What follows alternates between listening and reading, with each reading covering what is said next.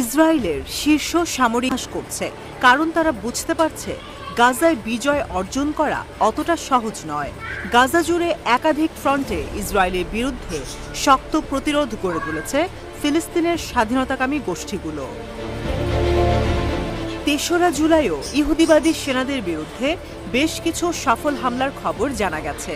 এদিন আল কাসাম ব্রিগেড গাজা ও রাফাতে তাদের অপারেশন চালিয়ে গেছে। গাজার পূর্বে সুজাইয়া এলাকায় ইসরায়েলি বাহিনীর কমান্ড ও কন্ট্রোল সদর দফতরে হামলা চালিয়েছে তারা।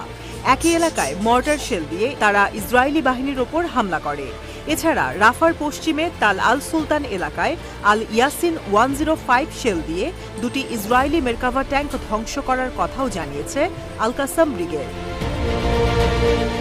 এদিন আল আকসা শহীদ ব্রিগেডও বেশ কিছু সফল অভিযানের কথা জানিয়েছে।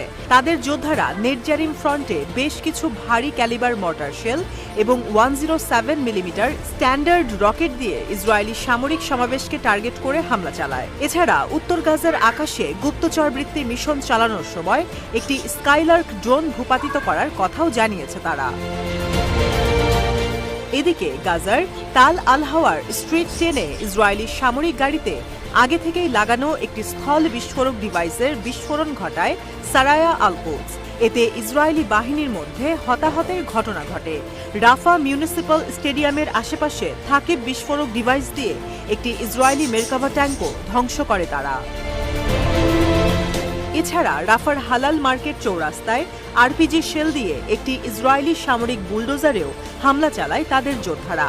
সুজাইয়া এলাকার পূর্বে আল মান্তার পাহাড়ে ভারী ক্যালিবার মর্টার শেল দিয়ে ইসরায়েলি সামরিক সমাবেশকে টার্গেট করে হামলা চালানো হয়। এদিন সুজাইয়া এলাকায় মুজাহিদিন ব্রিগেডের সাথে একটি যৌথ অভিযানে মর্টার শেল দিয়ে ইসরায়েলি সেনা এবং তাদের সামরিক যানবাহন লক্ষ্য করে হামলা করে তারা। মুজাহিদিন ব্রিগেডের যোদ্ধারা রকেট ছুঁড়ে কিসুফিম সামরিক সাইটকে টার্গেট করে।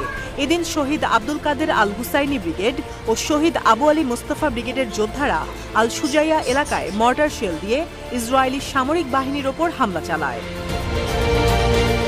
অন্যদিকে শহীদ ওমর আল কাসিম বাহিনী আল আকসা শহীদ ব্রিগেডের সাথে একটি যৌথ অভিযানে 60 মিলিমিটার মর্টার শেল দিয়ে আল সুজাইয়া এলাকায় অনুপ্রবেশকারী ইসরায়েলি বাহিনীর ওপর হামলা চালায়।